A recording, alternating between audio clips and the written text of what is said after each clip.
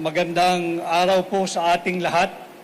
Sa aking paghain ng aking kandidatura ay formal at opisyal na ho akong aplikante ninyo sa pagkasenador. At sa gitna ng tila nakabibinging katahimikan at pagkonsinti sa kaliwat kanang korupsyon at higit pang korupsyon, kagaya po ninyo, hindi ko rin matanggap na magpatuloy ang ganitong uri ng baluktot na pamunuan. Kung kaya nadinig ko at tumugon ako sa pakiusap ng ating mga overseas Filipino workers at tumugon ako sa hamon ng hakbang ng maisog na pamunuan ang tunay na oposisyon. Ako ay naghain bilang isang independent candidate, bilang pagkilala at pagsagisag na ang tanging partido ay ang Republika ng Pilipinas at ang aking mga kaalyado ay kayong mga Pilipino. Ipagpapatuloy ko ang mga advokasya ng hakbang ng maisog, calling for transparency, accountability, peace and security in governance. At bagamat mabigat ang landas na tatahakin, panatag po ang aking kalooban na higit na mas nakararaming Pilipino ang kasama ko dahil alam ko kayo ay pagod na sa korupsyon, sa droga at marami pang korupsyon. Kaya't halina, samahan po niyo ko tungo sa good governance and war on corruption. Let us not give up on our nation. Let us not give up on the Filipino people. Let's not give up on our fight against corruption. Thank you very much. Thank you, sir.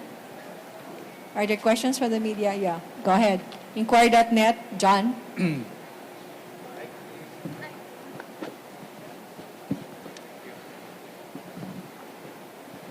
Sir, good afternoon. Good afternoon. Sir, earlier I picked up you said that you represent the real opposition. The real ang tunay na oposisyon. As opposed to whom po, sir? Dahil wala ng oposisyon. Maraming nagpo-post during na oposisyon and wala naman tunay na oposisyon. What about, sir, yung mga sa Liberal Party, sir? Do you consider them opposition or not? Do you? Do you? No, sir. What about you, in sir? our present day and setting, do you consider anyone an opposition now? Okay, sir. Thank you, sir. Okay. Sandra Aguinaldo, GMA 7.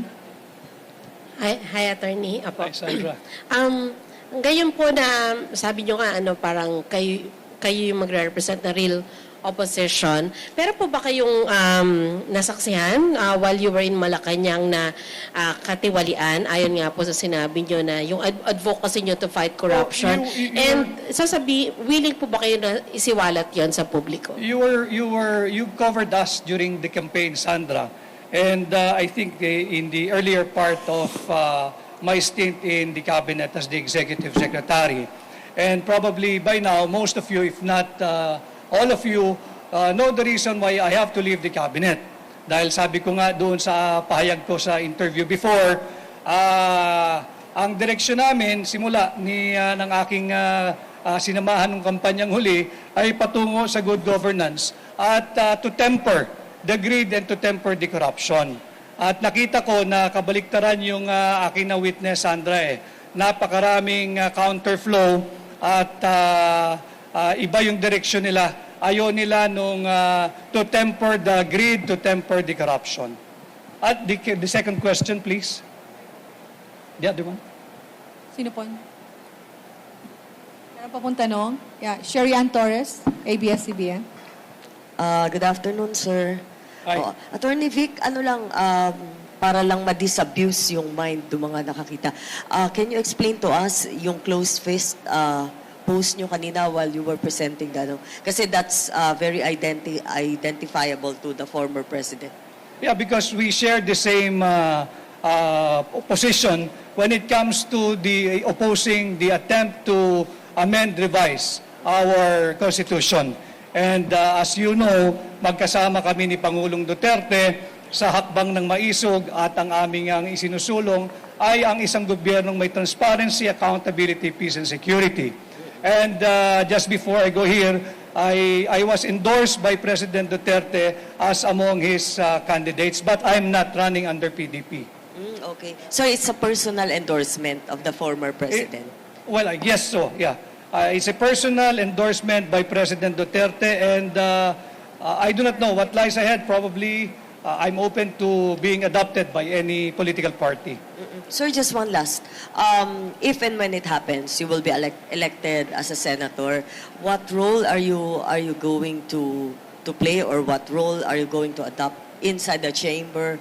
Will you be part of the so-called opposition? Are you going to expose what you've seen when you were still inside the cabinet?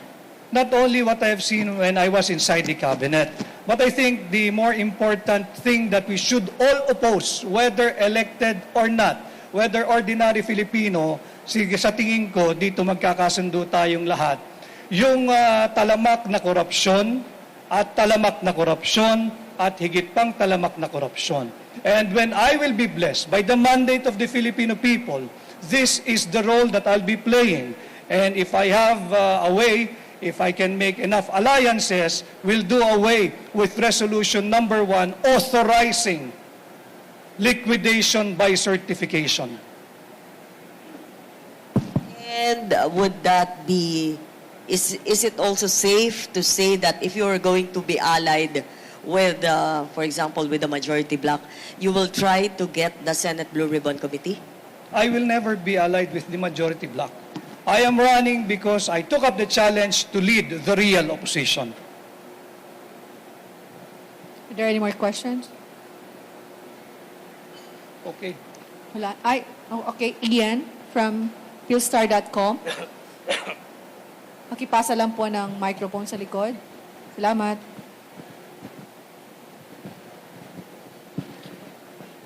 Attorney, to clarify lang, how would you define what you're saying na real opposition na magiging kayo, if ever? Para lang po malinaw. Malinaw naman sa mga kababayan natin, iyan, ano? Malinaw sa kababayan natin na walang nagsasalita sa gitna ng kaliwat kanan, talamak na korupsyon, laganap na droga at kriminalidad.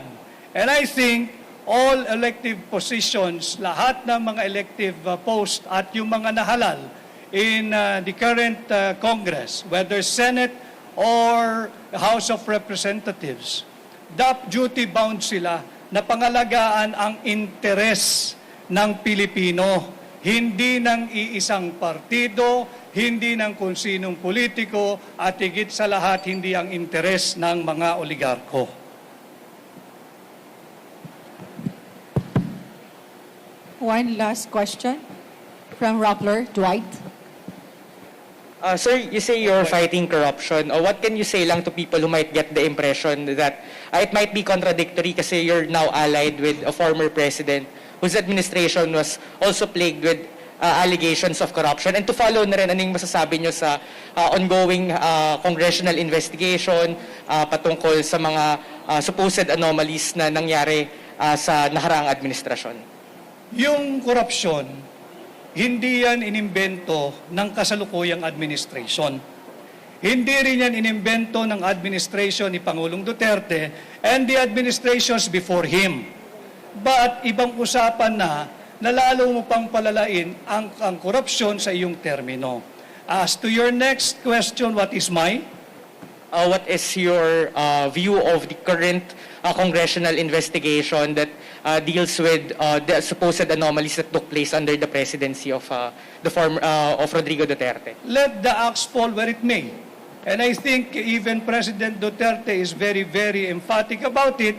If you have something against him, file it in the case within the jurisdiction of the Philippines. Ma'am, last question. Sir, last question lang. Ano po yung current relationship nyo with President Bongbong Marcos? When was the last time you talked?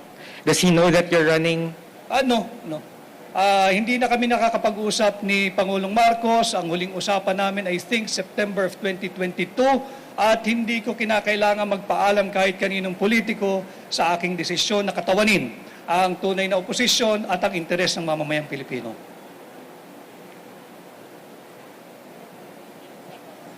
Fourteen seconds. Okay. Opo. Okay na, sir. Thank Sige. Thank you, sir.